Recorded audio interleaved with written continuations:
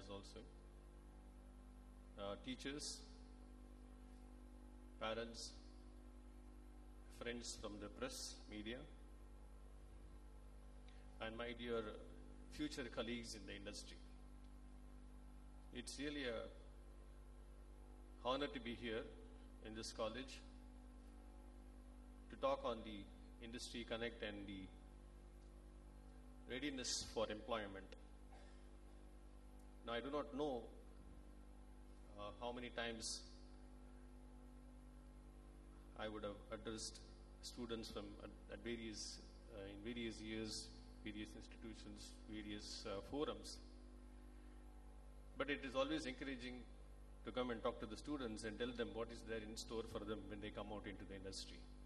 Now that's very important, because you should definitely know what is required when you come out of the college and go to the industry. And I'm trying to make it as generalized as possible, and I don't want to stress, but out of sheer inclination to my industry, there may be some points that I might address.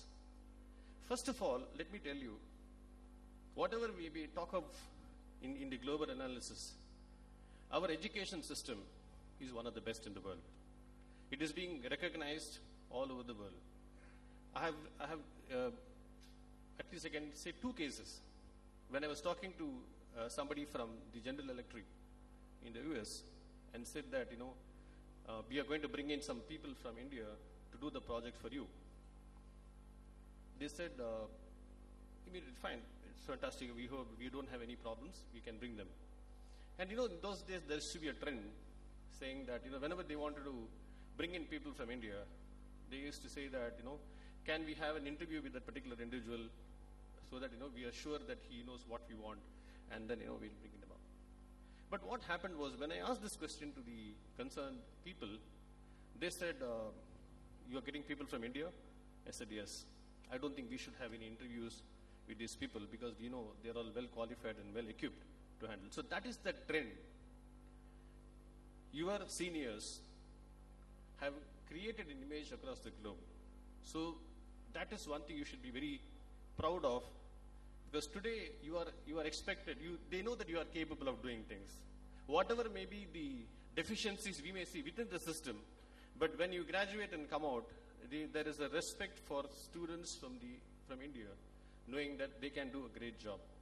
In one of our discussions with Larry Ellison of Oracle, he said the CEOs in the world are very clear.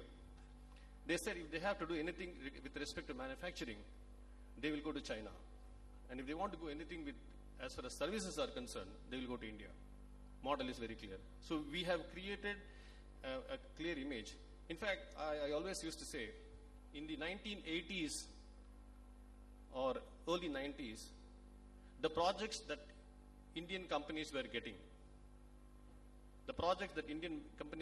were those type of project which the Americans or Europeans didn't want to do. They felt, oh, this is not a job that I would like to do. I would rather give them to India. Let this go to India, let somebody in India do it. Today, the same set of people, whether it is the US or the Europeans, are giving those type of projects to India which they don't know how to do. And that's the image we from India have created. Your seniors have created, and I think we have to keep up that image. The second example was, I was in one of the federal organizations in the US, and when I was walking through the security, there was a huge guy, the so-called African American. They normally don't call them Negroes, African American. He was 6 foot on both sides, height as well as the size. And the moment you see him as a security guard, you get scared of him. And when I sat in front of him, he said, I was supposed to meet one of those managers. So he said, and when you go to a federal organization, your biodata has to go there up front. So they go through the biodata. And he asked me, and seeing my name, Jairamakrishnan, big name, he can't even spell it out properly or even read it out properly. So he saw that, and he said, are you this guy? I said, yeah. And you are from India? I said, yes. And the next statement that he made, a security person in a federal organization making a statement like this. I tell you, you Indians you will grow much faster. The rate of growth of software professionals in India will be much, much higher than any other country put together. Now, coming from a security guard, you must understand, again, let me tell you, what sort of image your seniors have created from this country across the globe. And he said, and you know, at that time when we were doing the calculations, we were, in terms of the highest number of software professionals, we were number 2. And he said, you will beat these countries hollow and be number 1 very soon. So that is the belief that they have got. And what we need to do is just keep up to that and see to it that we need to go and see that we are able to meet that sort of requirements. And again, I'm coming back. Our institutions are well equipped to handle this. Only thing is, we need that additional delta, that impetus that is required by which we can do that. The next one which I wanted to address was, again, going back to my first statement, use technology as much as possible. Today, technology is going to be only an enabler. It is not going to replace anybody. It's a very good enabler. We are going to use it. I'll tell you, even in the IT industry, we have started using technology for moving from one technology to the other technology. Because the technology keeps on changing, but the business does not change. Let me give you a simple example. The railway reservation system that is being developed in this country was done somewhere in 1985 to 89. That's the time frame. CMC was the corporation which did it. Now CMC is, of course, part of our group, is the Tata Group. Now in 85 to 89, the reservation in terms of buying a ticket, whatever it is, the process is the same. I mean, at that time you were doing across the counter. Now it has moved and it is in the automated system. In those days, what happened was, the whole program or the whole system was developed in a language called Fortran. If I ask in this hall, other than some of the seniors sitting in the front row, I can assure you, nobody would have written a program in Fortran. But today, the same system is running. The system needs a lot of modifications to be done. And if I have got to do modifications, what should I do? I should know Fortran language, then only I can make those changes. Unfortunately, none of you guys know Fortran. So what do I do? So what we did was, we used used a technology by which the same Fortran programs were read and rewritten in C or C or C++. Now C, C++, I'm sure everybody will raise your hand saying that yes, we know C, C++.